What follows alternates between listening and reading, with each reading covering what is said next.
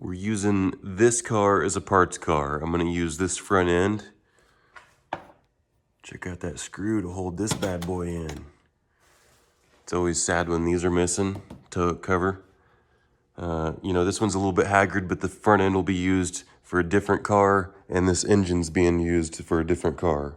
So, and then some other parts will be salvaged from it, and then it might be sold, but it's not mine. That's why I have to pay super close attention whenever I'm helping people out and stuff's not mine. So first order of business is, you know, we need to make sure nothing's leaking. So we pull it out and we pull off the flex plate, and I just can tell that this is a aftermarket rear main seal. It's the traditional style, but it's been replaced recently. You know, if it was OEM, it would have a date down here and it would look like a different color. But this vacuum pump looks like that's been replaced. I've never really paid attention to that sticker, and it looks new. You know, I'm just kind of walking through it real quick with you. This, one of the things that I noticed first was this is like a splash pan type screw, and it should normally take, you know, a T30 type screw that looks completely different, looks more like these up here. These hoses were routed improperly, clips were missing. This heat shield right here was missing. This cover, when I took it off, I noticed that the camshaft bridge did look new, but the color threw me off, and I was convinced that it's aftermarket China, which isn't necessarily a bad thing. This screen here is still intact, and it's not mine, so what do? Oh, well, it's 50-50. I could pop it out like I do on Audis, or maybe this one it stays in. Maybe China makes the screens better. I think in this case, I'm just gonna keep it the way it is because it's not mine. But, you know, leave your comments in the comment section about, you know, if it was my personal vehicle, I'd probably pop it out. So what do you think you should do? What's your opinion on that kind of thing?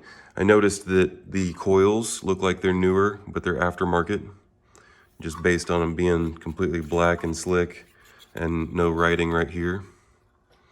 All right, so this timing kit is gonna be a complete Chinese timing kit. See, it was missing, they didn't install the guide up here on top, and I've never seen that before. We are running a K&N oil filter on this one. Another interesting thing to note is this aluminum support bracket that goes underneath the manifold is missing on this engine.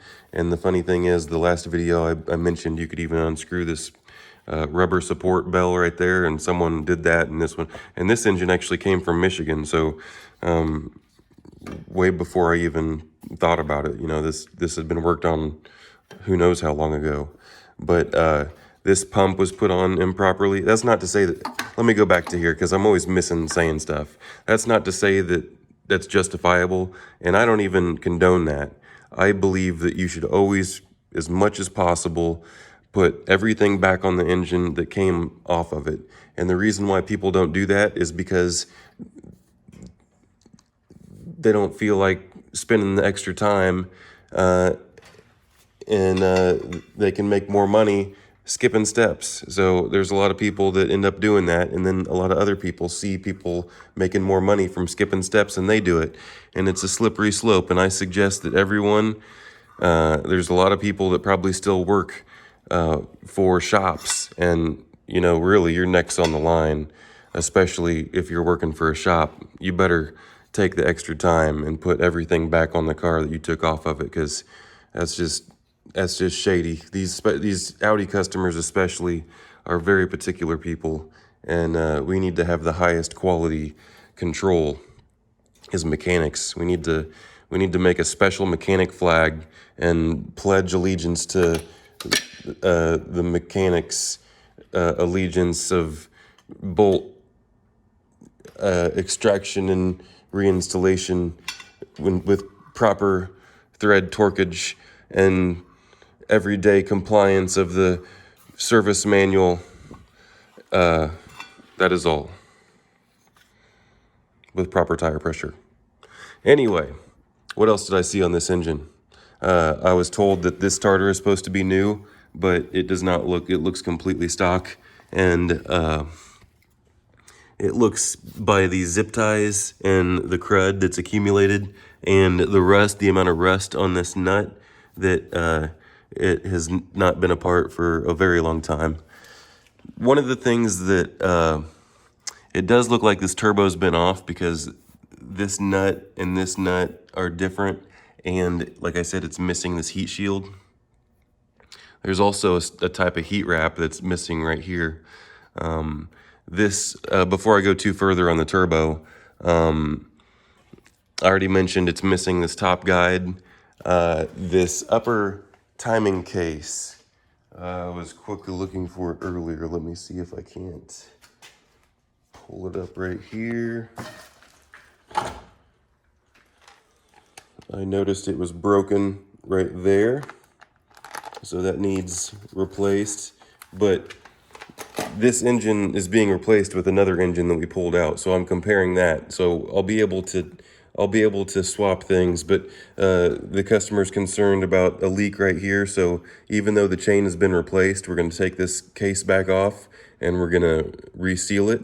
And there is a broken bolt right here, which I'm not too concerned about, but it looks like the ear, that screw hole, is completely busted off. And that is something that's somewhat common. If this thing comes off more than a couple times, there can be sealant in these holes right here, and it can even blow off the whole screw casing like that. So that's something to watch out for. And so replace, reseal, not necessarily replace, but remove and reseal. And so now let's talk about, I already talked about this after-run coolant pump, right? It's not on there, right? And the water pump looks like it's been replaced at some point, because the clip style, it looks aftermarket. I don't see a part number on it. Just by the way the plastic looks, the shiny, cheap looking plastic, it looks aftermarket, but that's just what I think. Especially since I don't see part number. I've seen a lot of water pumps. So let's get to the bread and butter of this inspection, the thing that's really going to matter, because this is the part that inspired me to actually show you. This turbocharger here, I've always looked at the wastegate, and I've always tried to move the wastegate, and I've always inspected this linkage, but I've never really paid too much attention to this impeller wheel.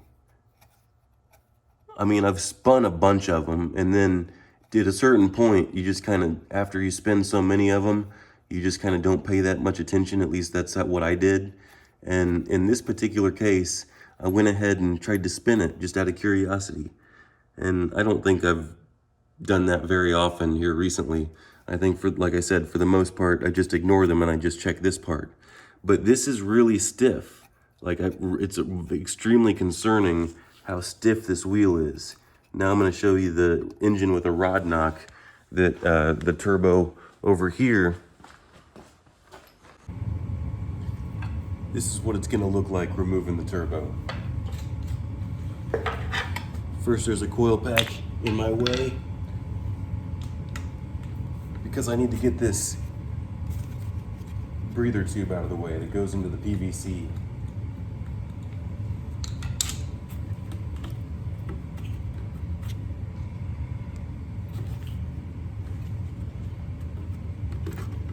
So I'm just going to wiggle that out of the way right here. Now there's 3 bolts in this heat shield. I'm going to get this bottom one out last, and I prefer to use an impact on these. A lot of times you'll find that one or both of these top ones might already even be loose. That one right there was loose. Now that one can be stubborn, especially when, even if you pull it out with a swivel like I did, swivel 6mm, you have to pop it out. Now, we have this bottom bar right here. There would typically be your engine mount, but this still applies. You take a 13mm ratchet wrench,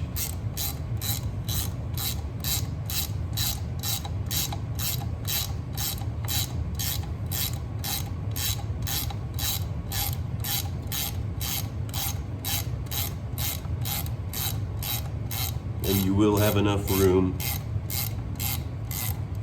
to pop that off.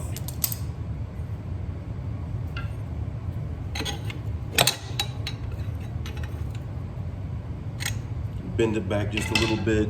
You can push it in and put the bolt in when you're done. The idea is you can bend it out just a little bit to get it past this ridge, because you're gonna have to wiggle the turbo out. Now, there's this evap line that goes across the top here to the intake manifold. You simply pull it to the side. Now let's get our obvious stuff loose. These two big bolts right here. One of them's oil feed. That one's coolant feed. Now let's get these easy ones off right here.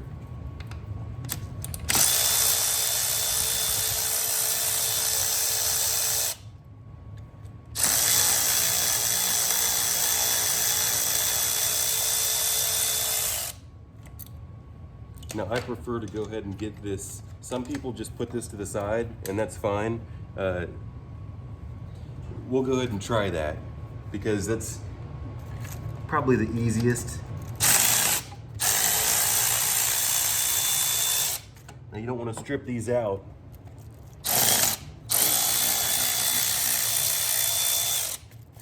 It's a little bit more difficult if you don't take this bottom bolt out right here and swivel this oil feed. I'm gonna go ahead and take it out now, because just to show you. So it is possible to take your oil return loose and just bend this to the side, but if you want the extra room when you're assembling it,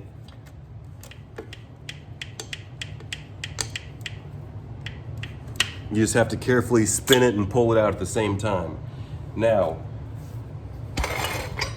there's 5 bolts on the top here.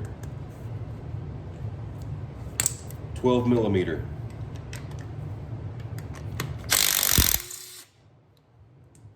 I should have said nuts. There's studs on nuts.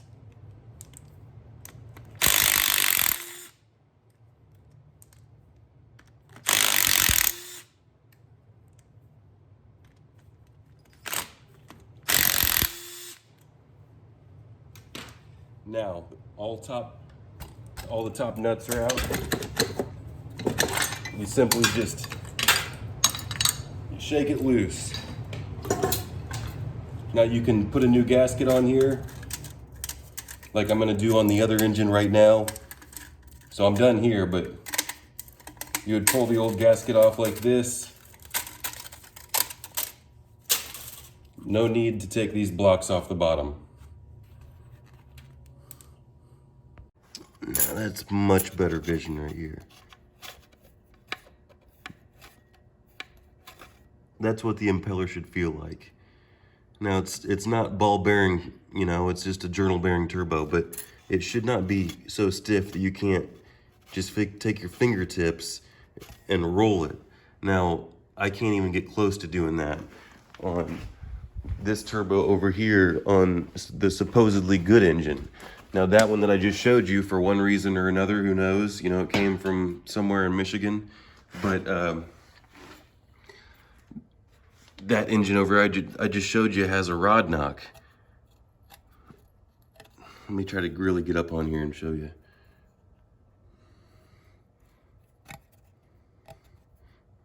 I mean, it's stiff. I have to get in here with my... So then what I devised was, you know, that looks like a triple square. So then I got my 12mm triple square and I tried to put it on here and spin it like this. And of course I can get it on there, but it feels really...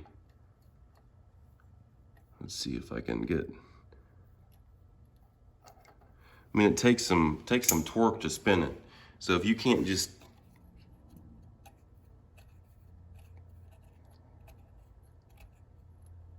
Whereas that other turbo, I could do that and it would just spin freely and roll. So that's one thing that people need to be checking whenever they... Not only do you need to start checking your wastegate, but you need to start checking your turbo wheel.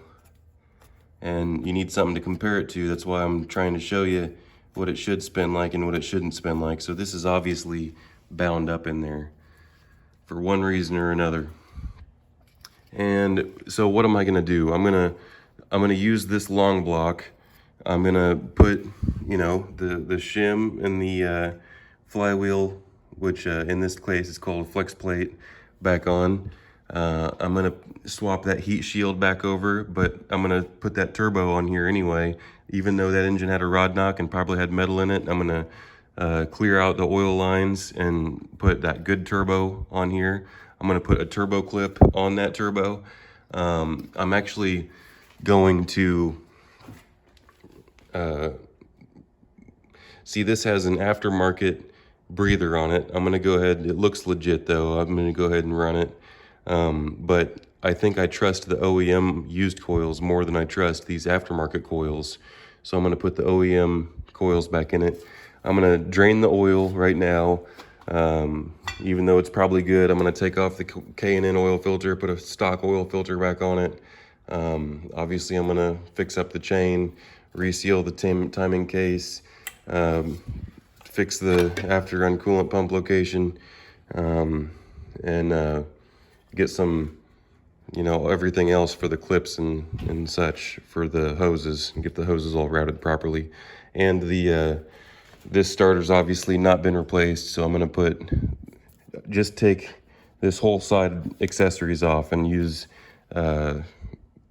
see, this is missing a heat shield as well right here that bolts up. So this whole side will get swapped with that engine over there. We should know by now that this is how we remove the turbocharger. All the way over here with our coolant line. This goes underneath the intake manifold. This evap line goes across the cylinder head. The 13mm in this bottom bracket here, you can just bend it to the side, and that allows you to wiggle the turbocharger. This is your oil return line, and then you keep this on the engine right here. This is your coolant feed line. But if you were to take it off, you'd want to replace those crush washers.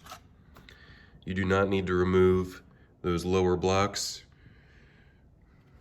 You just take out that 13mm, move the bar to the side a little bit, and then you wiggle the turbo off. This here, all you have to do is take out I believe these are 12mm here, triple square, either side. The mount comes out with see, you don't need to take these zip ties loose or that 13mm loose. You can just keep the turbocharger in there with the wiring, and then it goes on either side here.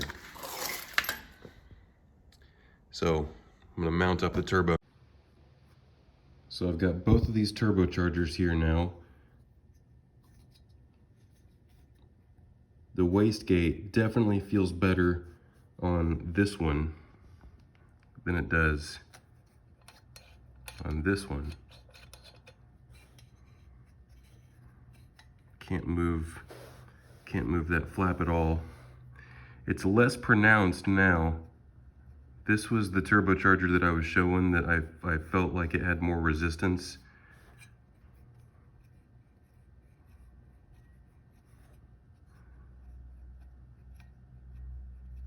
For some reason, I feel like it's a lot more equal now that I have them out of the car. So maybe I just needed to free it up. Maybe it was sitting for so long that it was a little bit coked up or something, and I just needed to spin it a little bit more. It's probably the case, because this car that I took this off of was sitting for a while, but since this one's in a little bit better shape, I'm gonna go ahead and put this one on. We're gonna make sure the oil feed line and everything is completely clean and clear, and flush it out first though. I find it easiest to fill the return with some penetrating oil or PV blaster or something, and then spin the impeller quite a bit to where you'll have a small pile of return out the oil feed.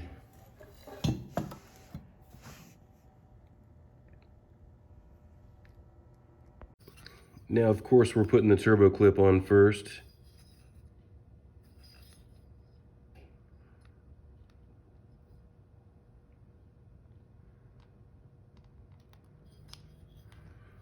If you didn't see the part number there, then I can't help you.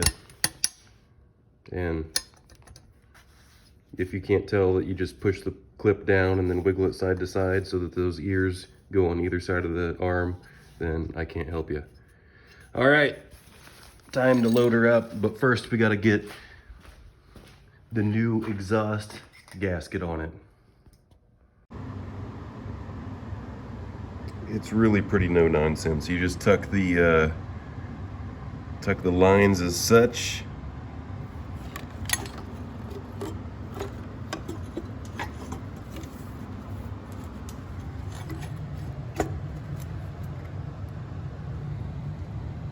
See that? And then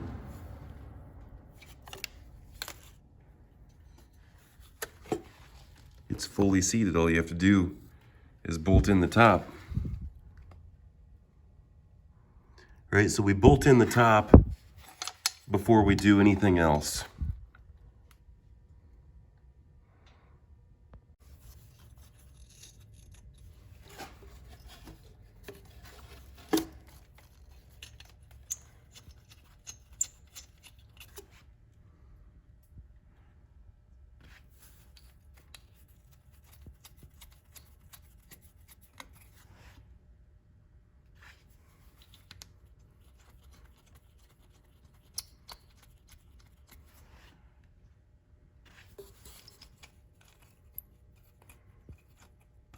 Now, if you're not familiar with using your impact tools, your electric or air tools, it's a good idea to tighten these down by hand.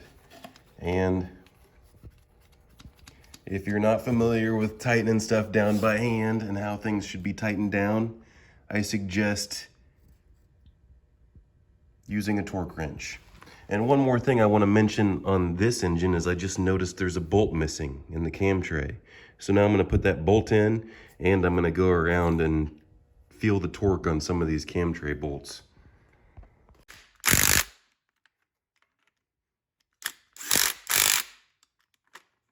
Checked all the bolts that I could check. So when we tighten the exhaust manifold up, or the turbocharger, we start in the middle and then we go on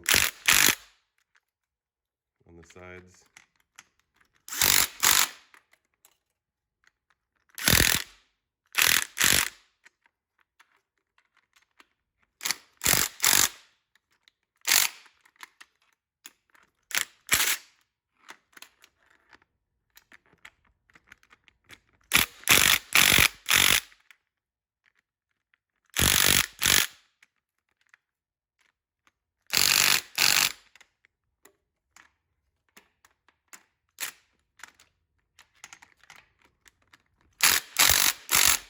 And that there's good enough. Now we've got our coolant line and our engine bracket, I'm sorry, our turbocharger bracket and our oil return line. So this just gets tapped into place and the screw gets put in. Like I was saying earlier, I prefer to always put everything back on the engine that came on the engine. I believe that the engineers probably had a good reason to put a support bracket on the turbo and a support bracket on the intake manifold. I can't even tell you how many are missing by now, because technicians don't like to do hard stuff a lot of times because they're not paid to be meticulous, and that's a problem in the mechanic industry. And I'm owning up to it as well, and I'm trying to be better, so I'm putting the information out there right now so that we can all be aware of it, and we can all make sure that things go back on the engines when they're originally there. And whenever I show other engines, whenever I show other platforms, I'll show other things that technicians typically leave off. But I'm not going to tattletale on any specific people, because I could even tattletale on myself, to be honest. But the reason, getting back to this bracket, the reason why this, you can bend it back into place and try to get it almost perfect, but even if you bend it back into place to try to get it perfect, see, I already have it loosened on this top bolt. You pretty much have to loosen this top bolt over here to get this bottom bolt back in, and then you have to tighten both of them on either side. That's why a lot of people just either take that bracket off altogether or just leave this bottom bolt loose. So let's show you how to do it properly. There's a 6mm Allen right there that you bust loose. That's usually pretty tight. And then now this bar is loose, and we can get in there with our 13mm and put it in by hand. Let me grab the bolt. Where'd it go? Of course, as soon as I turn off the camera, it's right below me. So with everything loose, theoretically, you should be able, even though it's really tight clearance behind this engine mount, you should be able to start it by your fingers. And then once it's started, you should be able to ratchet wrench it into place.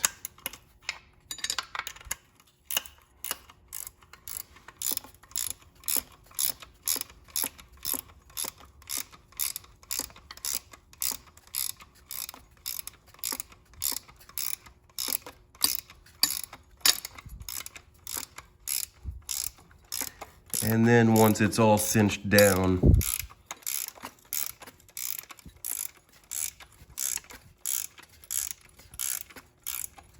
right about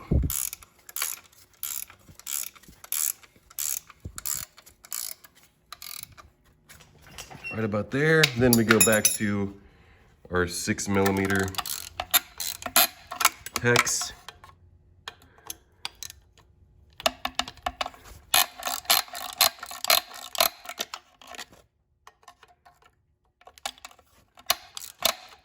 And maybe one more. All right, now that's good and tight. Good and tight. Now we're gonna do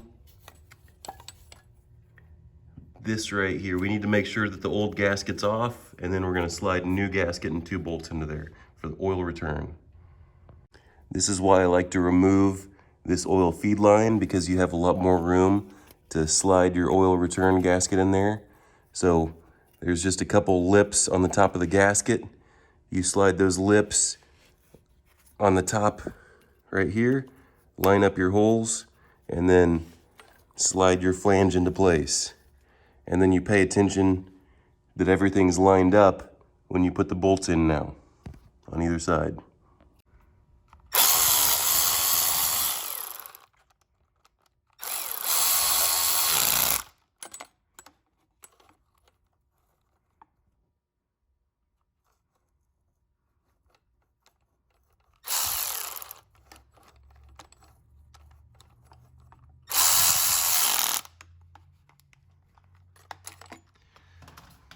All right, now let's go ahead and swing our oil feed line into place.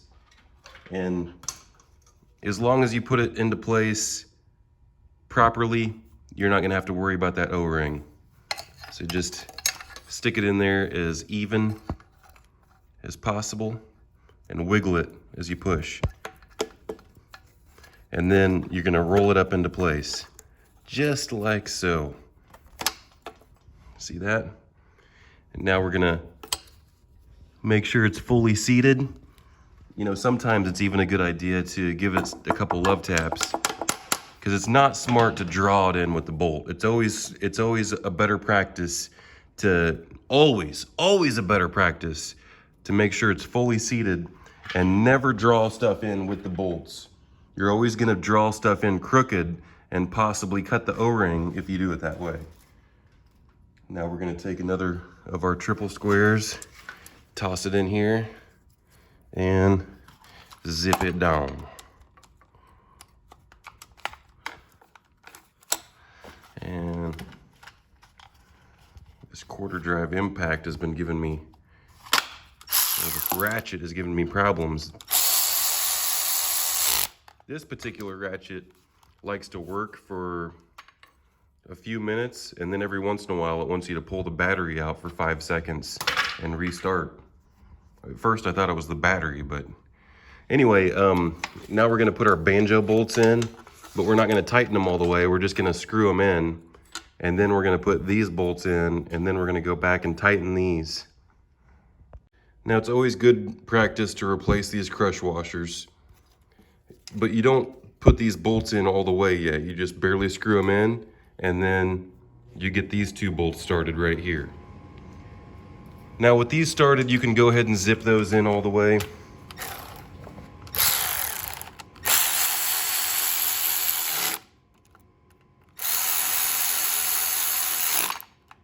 Now let's go ahead and cinch in our banjo bolts.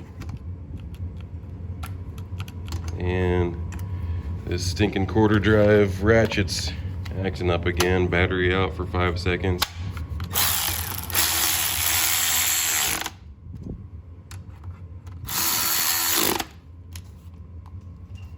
I always give just a little bit more. You don't need to go crazy with those things. Now, what else do we have? Everything's done, man. All we got is this heat shield. We can't forget the heat shield. Now, with the heat shield,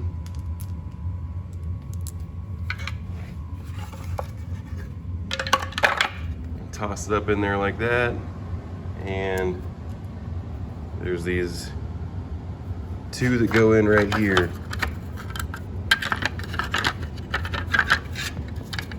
I'll show you. A lot of people seem to have trouble with that particular bolt right here.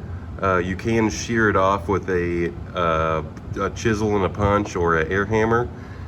Someone had already stripped that one out, so I wasn't too worried about extracting it. I just put this heat shield over top of it with these two bolts, and those two bolts are going to hold it in just fine for the lifetime of the engine. Like I say, I would prefer to put it back together, but someone had already messed me up. So there we have it. We'll just pop the coils back in and the boot for the intake, and then it's ready to drop in. Besides swapping over the oil filter and putting fresh oil in it.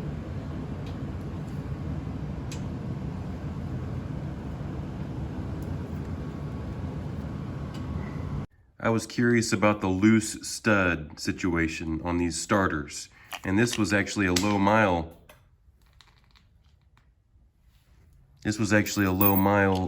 Thing's falling apart. This is just the starter solenoid where this goes right here. I pulled it out so we can take a look at the stud.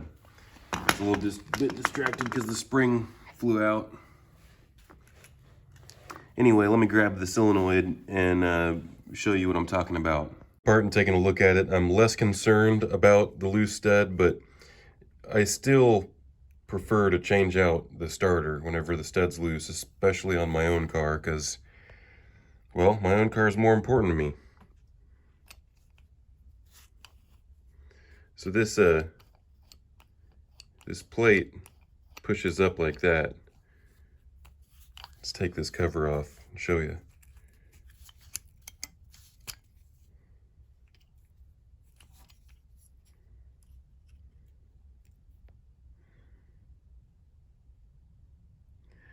So you see this terminal right here should probably look like the other terminal, and when it's loose like that, it just draws it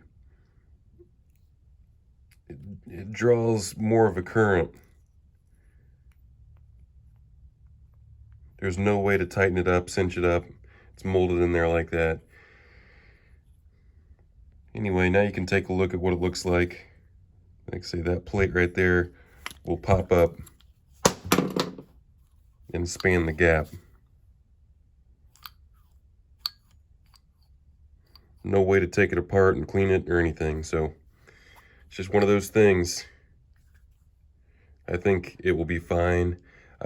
So far I've only had to replace, I think, 1 or 2 starters on these 2009 plus, so they should be fairly reliable regardless.